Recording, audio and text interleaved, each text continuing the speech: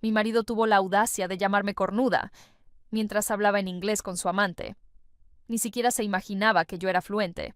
Solo sonreí y lo que hice lo dejó en estado de shock. Durante mucho tiempo pensé que había ganado la lotería de la vida. Mateo era todo lo que siempre soñé en una pareja. Atento, optimista, presente.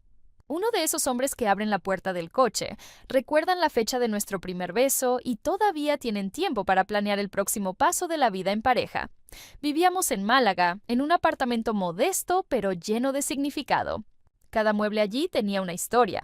Los cojines del salón fueron elegidos por él, para darle más color a nuestros domingos, decía. El portarretratos en la estantería tenía una foto nuestra sonriendo en Cádiz, poco antes de casarnos. La vida con Mateo era sencilla, pero llena de simbolismos, y yo amaba todo eso. Solía decir que nuestro mayor objetivo en ese momento era cambiar el coche. El nuevo modelo sale en otoño, solo tenemos que aguantar un poco más, prometía, con brillo en los ojos. Y yo le creía, porque él era así, determinado, siempre con un plan en la punta de la lengua. Y hacía parecer que todo era cuestión de tiempo. Mateo trabajaba en una empresa de comunicación y marketing, donde era muy respetado, siempre impecable, con la barba bien arreglada, el cabello en su lugar y esa camisa azul que, según él, le daba suerte en reuniones importantes. Salía temprano y volvía puntualmente a las 7, a veces con una caja de bombones o una botella de vino, como si quisiera transformar el martes en algo especial. Me sentía valorada. Era el tipo de amor que las vecinas envidiaban. No sé. ¿Cómo tuviste tanta suerte, Irene?, decía una de ellas, apoyada en la reja. Ni yo, respondía sonriendo, y era sincero, porque en esa época realmente pensaba que él era un regalo de la vida. Fue en ese contexto que todo empezó. Mientras yo creía estar viviendo el apogeo de mi vida conyugal, Mateo tuvo su primer contacto con ella. Una nueva empleada había sido contratada en la empresa. Una mujer estadounidense llegada directamente desde Estados Unidos para un proyecto estratégico de expansión. Joven, asertiva, con ese tipo de presencia que llama la atención apenas entra en una sala. Él la vio el primer día de trabajo, en un desayuno del equipo, y algo cambió dentro de él. Mateo, acostumbrado a ser el centro de todas las conversaciones, encontró en ella una novedad. Alguien que venía de fuera, con acento, con otra cultura, con historias diferentes. Al principio, todo no pasaba de una admiración silenciosa. La observaba hablar durante las reuniones y por dentro sentía algo que no sabía cómo nombrar. Era fascinación, era deseo, era curiosidad. Sin embargo, en casa no cambiaba nada. Nada delataba lo que estaban haciendo dentro de él. Seguía siendo el mismo hombre amable, me besaba al salir. Me abrazaba al volver. Decía que me amaba y planeaba el futuro conmigo. La diferencia es que ahora, al salir por la mañana, llevaba consigo una nueva ansiedad. La expectativa de verla, de escuchar su inglés fluido en el pasillo, de observar el movimiento de su cabello cuando se reía de los chistes de los colegas. La obsesión de Mateo por ella no tardó en florecer. Bastó con que la convivencia diaria ganara más espacio. Se entregó a ese vínculo con una rapidez que, si lo hubiera sabido en ese entonces, me habría asustado. Aquella mujer, recién llegada, le trajo una excitación que iba mucho más allá de lo profesional. Atracción, admiración, deseo, todo mezclado, como si ella representara algo que él ni siquiera sabía que quería, hasta entonces. Y con esa nueva pasión vinieron los trucos. El primero fue idea de ella. La americana, astuta y atrevida, sugirió que los dos empezaran a hablar solo en inglés. Así nadie entiende lo que decimos, dijo en tono de broma. Pero Mateo lo consideró brillante. Imaginó que con eso podría hablar con ella donde quisiera, incluso dentro de casa, sin levantar sospechas. Pronto, las llamadas entre ellos se hicieron más frecuentes y más atrevidas. Él empezó a contestarle en altavoz, dentro del dormitorio, en medio de la sala, mientras yo lavaba los platos o leía un libro en el sofá. Sonreía, reía a carcajadas y a veces incluso se recostaba con el teléfono en el pecho, hablando como un adolescente enamorado. Y siempre en inglés. Cuando pregunté sobre eso, la respuesta vino enseguida, sin titubear. Es una colega del trabajo. Me está ayudando a practicar inglés. El jefe dijo que podría ser promovido este semestre. Va a ser genial para nosotros, Irene, incluso para nuestro coche. Lo decía como quien me incluye en el plan, como si esa traición disfrazada fuera, de alguna forma, un beneficio para mí también.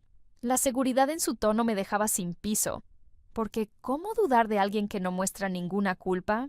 Seguí escuchando las llamadas, siempre en silencio. Él creía tener el control, que ese idioma bastaba como escudo. Pero ahí se equivocaba. Yo hablo inglés con fluidez, y él no lo sabía, y empecé a notar la intensidad de lo que había entre ellos. Las conversaciones estaban lejos de ser apenas ejercicios de inglés, nada de diálogos técnicos o de oficina. En una ocasión, ella le preguntó si pensaba en ella por las noches, y él respondió, en inglés, que apenas podía dormir por eso. En otra llamada, ella dijo que quería estar con él en ese momento, y él respondió que también quería, pero que yo estaba cerca, que era mejor que no lo provocara. Y después venían las risas. Largas, cómplices, de quienes saben que están haciendo algo mal. Pero les gusta. Era un juego peligroso, excitante para ellos. Yo estaba en la sala, con el olor del café en el aire, y escuchaba cada palabra como si no entendiera nada. Ni siquiera se tomaba la molestia de susurrar. En más de una ocasión, colgaba sonriendo, se volvía hacia mí y decía, «Esa colega es muy graciosa. Dice cada cosa divertida. Me distrae en medio de la presión del día». Yo solo asentía con la cabeza. Por dentro, todo hervía. Pero por fuera, me mantenía inmóvil. Porque quien se mueve antes de tiempo, entrega el juego. Y yo no estaba lista para entregar nada. Aún no. Cuando se tiene certeza de una traición, lo que queda no es la confrontación inmediata, es la elección del momento adecuado y la forma en que él va a caer. Mateo creía que me engañaba con facilidad. Estaba tan convencido de su propia astucia que ya ni se preocupaba por esconder nada.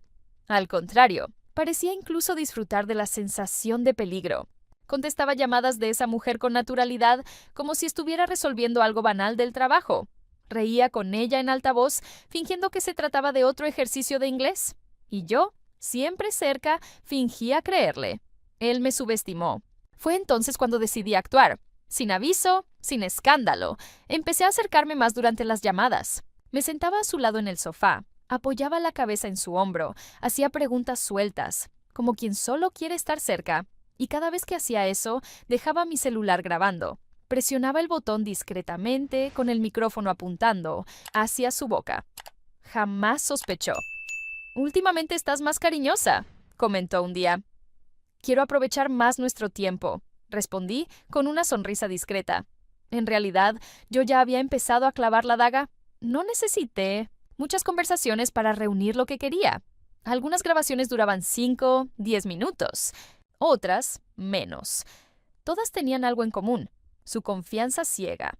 Cada frase revelaba más de lo que él imaginaba. Las provocaciones de la amante, los comentarios burlones sobre mí, e incluso las veces que decía que pronto tendría la vida que realmente quería. Era suficiente. Yo sabía que no bastaba con descubrirlo. Era necesario dejar que él continuara, que se sintiera en control hasta el final, que pensara que yo seguía siendo la misma mujer que creía en la mentira del coche nuevo, del ascenso, de las prácticas de inglés. Solo que ahora, cada uno de mis gestos era calculado, y él, demasiado distraído con su propio ego, no se daba cuenta. Con el material en manos, esperé el momento adecuado, sin prisa, sin crear escenas. Una mañana cualquiera, me peiné, tomé mi bolso y fui hasta la empresa donde él trabajaba. No le dije que iría, no avisé nada. Simplemente caminé hasta la recepción con el celular en la mano y pedí hablar con su director. Me atendieron poco después. El jefe de Mateo era un hombre objetivo, de los que prefieren hechos a explicaciones largas. Le entregué el celular con las grabaciones organizadas y dije, «Está todo aquí. Él tiene una relación con una empleada de la empresa, y lo hace durante el horario laboral. Las conversaciones están guardadas, con fechas y horarios. Es el tipo de cosa que compromete mucho más que un matrimonio». No respondió de inmediato. Empezó a escuchar las grabaciones, y con cada frase que salía de la boca de Mateo, el semblante del jefe cambiaba. La amante, en las grabaciones, hablaba sobre reuniones en las que nadie sospecharía. sobre cómo estaban casi libres de mí y sobre lo buen mentiroso que era Mateo. El tono de las conversaciones no dejaba duda. No solo había una relación secreta, había un juego peligroso ocurriendo dentro de la empresa. ¿Tiene más de esto?, preguntó él. Lo suficiente para destruir la imagen que construyó aquí dentro. Me levanté, agradecí por su tiempo y me fui. No discutí, no argumenté. Eso ya no era mi papel. A partir de ahí, el daño caminaría solo. Volví a casa en silencio. Él todavía creía que estaba ganando. Seguía atendiendo llamadas con la misma audacia de siempre, diciendo que yo no entendía nada. Reía, se burlaba. Ella hacía chistes sobre mí y él asentía, encantado con su atrevimiento. Aquella noche, todo parecía igual. El olor del arroz en la olla, el sonido leve del televisor en la sala, el tintinear de los cubiertos que él organizaba sobre la mesa. Mateo sonreía, como siempre. Y yo, en mi papel ensayado, seguía siendo la esposa tranquila que no entendía ni el inglés, ni las traiciones. Él estaba demasiado liviano, como quien carga un secreto y se divierte con ello. Sonó el teléfono. Ya sabía quién era. Contestó. Sin dudar, puso en altavoz y se recostó en la silla como si estuviera escuchando un programa de radio. La voz de ella vino clara, burlona, soltando frases provocadoras mientras él reía fuerte. Yo permanecía en la cocina, removiendo el arroz, fingiendo que nada me afectaba. En cierto punto de la conversación, ella hizo un chiste sobre mí.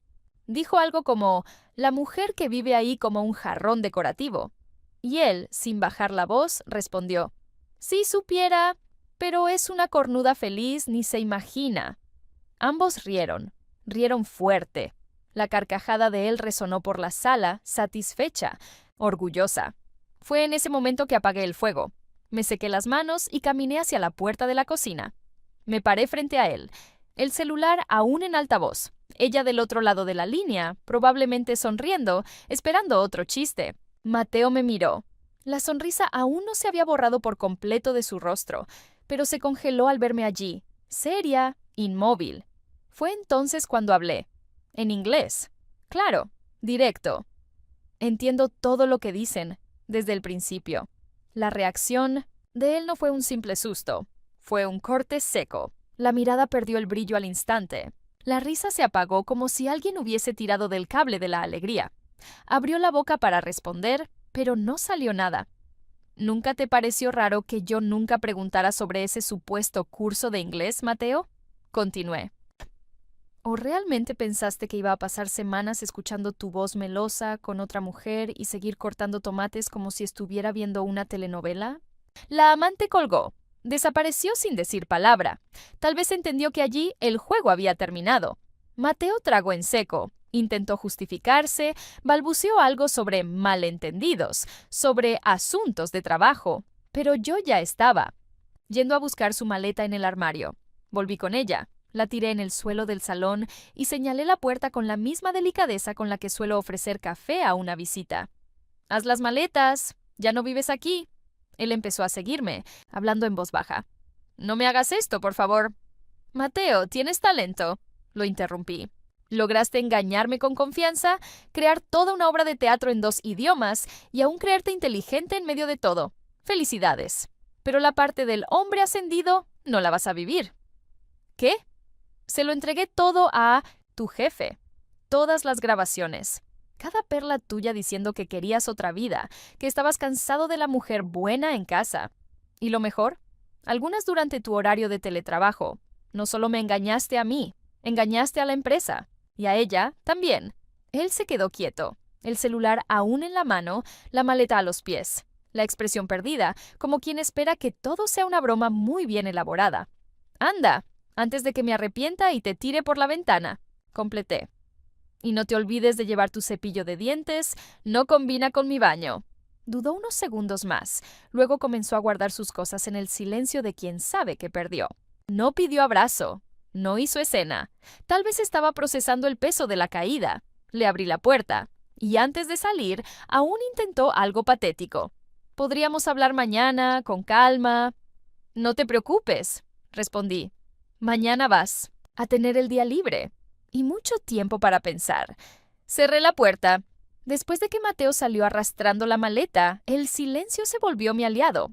No lo busqué, no llamé, no pregunté dónde estaba. Pero lo supe. Hizo exactamente lo que yo esperaba. Corrió al regazo de la amante. Al principio, los dos todavía intentaron mantener las apariencias. Inventaron alguna historia en el trabajo, diciendo que la relación se había formado recientemente y que no mezclaban lo personal con la empresa. Pero la verdad ya estaba grabada, palabra por palabra, con la precisión que solo su imprudencia fue capaz de darme. Algunos días después llegó la convocatoria, una reunión con el director general de la empresa, sala cerrada, puerta trancada, sin intermediarios. Los dos se sentaron uno al lado del otro, como una pareja de becarios atrapados copiando en Mimosendiciams un examen. El jefe no gritó. Simplemente puso el celular sobre la mesa y presionó play. Sus voces resonaron en la sala. Palabras que en otro contexto serían íntimas, ahora expuestas como evidencia. Conversaciones durante el horario laboral, provocaciones, bromas sobre la empresa y lo mejor. Mateo diciendo, entre risas, que usaba el idioma como excusa para evitar cualquier sospecha. No había espacio para defensa. El despido fue inmediato. Sin preaviso, sin acuerdos, una nota impresa y una firma forzada pusieron fin a la ilusión profesional de dos empleados que se creían más listos que el sistema. Mateo salió de la sala, con los hombros encorvados mientras ella, molesta, se iba diciendo que todo aquello era una exageración. El jefe, por su parte, solo dijo: escogieron el lugar equivocado para jugar a ser pareja secreta. El romance entre ellos empezó a desmoronarse esa misma semana. Sin la oficina para disfrazar los encuentros, lo que quedó fue la convivencia cruda. Mateo, que antes irradiaba confianza, ahora pasaba los días quejándose de la situación, buscando culpables. Menos él, claro. Y ella, sin paciencia para compartir un departamento pequeño con un hombre amargado, empezó a reconsiderar el supuesto glamour de aquella relación. Las conversaciones, antes llenas de sonrisas, se volvieron intercambios secos. El toque en el brazo fue sustituido por suspiros impacientes. La intimidad se convirtió en desgaste. Ya no había secretos, ni contexto. Solo quedaba la incomodidad. En poco tiempo, ella tomó la decisión final. Regresaría a Estados Unidos. Dijo que necesitaba empezar de nuevo lejos de tanto caos. ¿Y Mateo? Ni siquiera tuvo fuerzas para discutir. Simplemente escuchó en silencio, como quien ve cerrarse la última puerta sin intentar siquiera sostener la manija. Ella se fue. Y él se quedó, sin trabajo, sin amor, sin respaldo. Mientras tanto, yo seguía con mi vida. Algunas semanas después, ya ni me acordaba de mirar el reloj pensando si Mateo estaba por llegar. La casa tenía otro ritmo, más ligero, más silencioso. No ese silencio de quien oculta algo, sino ese tipo de silencio que da paz, el que llena, en lugar de asfixiar. Fue una tarde cualquiera, volviendo del mercado, cuando lo vi. No lo estaba buscando, ni lo esperaba. Simplemente doblé la esquina y ahí estaba, parado frente a una pequeña ferretería, con una escoba en una mano y una credencial colgando del cuello. El uniforme naranja y azul contrastaba completamente con el hombre, que antes insistía en planchar su camisa antes de ir al trabajo. El cabello mal cortado, la barba crecida, los hombros caídos. Por un segundo pensé que era otra persona, pero no, era él. Mateo también me vio. Intentó disimular, desvió la mirada, pero ya era demasiado tarde. Ya nos habíamos reconocido. Y como quien se ve obligado a enfrentarse a su propio pasado, dio 2 pasos vacilantes hacia mí. Irene, murmuró. Mateo, respondí con un leve gesto. Hubo un silencio incómodo. Él intentaba mantener la dignidad, pero no había mucho que salvar ahí. El brillo en los ojos había desaparecido. Ese aire de quien creía que el mundo era un escenario construido solo para él ya no existía. ¿Estás bien?, preguntó, forzando una tímida sonrisa. Mejor que nunca. ¿Y tú? Miré su uniforme, luego de nuevo a él, con una sonrisa discreta. ¿Cambiaste el puesto de estratega de marketing por logística de almacén? Bajó la mirada. Rió con vergüenza. Intentó bromear. Digamos que la vida me dio un nuevo guión. Curioso. Parece más bien un corte de escena. Suspiró. Metió las manos en los bolsillos. Quería decir algo más. tal vez disculparse, tal vez buscar alguna migaja de humanidad. Pero ya no quedaba nada allí, ni amor, ni rabia. Solo una pared de realidad entre nosotros, una que él mismo construyó, ladrillo por ladrillo, con cada mentira que contó. «Sabes, pensé en buscarte después de todo», empezó a decir. «Menos mal que no lo hiciste», interrumpí. Estaba ocupada viviendo. Di 2 pasos para alejarme, pero me detuve. Lo miré una vez más. No por nostalgia, sino porque algunas palabras merecen ser dichas cara a cara. «Mateo, ¿recuerdas cuando decías que el coche nuevo iba a ser el inicio de nuestra nueva etapa?», asintió, sin entender del todo a dónde quería llegar. «Pues bien, compré el coche. Rojo, asientos de cuero, ese modelo que tú decías que todavía no podíamos permitirnos». Su rostro se endureció. Sonreí, no por venganza, sino por justicia, por la ironía poética de ser yo quien condujera ese coche, sola, libre, mientras él barría el suelo de una tienda en la que jamás habría entrado antes. «Cuida bien esa escoba», añadí. «Al menos con ella puedes limpiar el desastre que dejaste atrás». Me di la vuelta sin esperar respuesta. La vida, a veces, no necesita gritar para acertar en el blanco. A veces, susurra, con elegancia, al oído de quien creyó que nunca caería.